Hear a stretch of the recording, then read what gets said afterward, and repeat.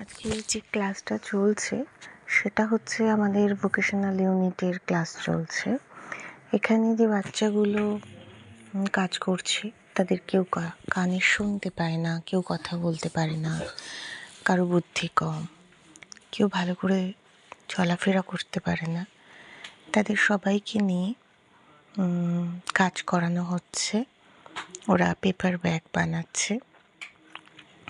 First time ওরা এই কাজটা হচ্ছে, ভীষণ খুশি, খুব ইন্টারেস্টিং সহকারে কাজটা করছে। হোপ ফাউন্ডেশন বলে একটি এনজিও আছে, তারা মেনলি এই ভোকেশনাল ইউনিটের দায়িত্বে রয়েছেন। তারাই এসে আমাদের বাচ্চাগুলোকে তাদেরকে সক্ষম করে তোলবার জন্য কিছু প্রচেষ্টা নিয়েছে এবং কাজ করছেন। ওরাও ভীষণ আনন্দ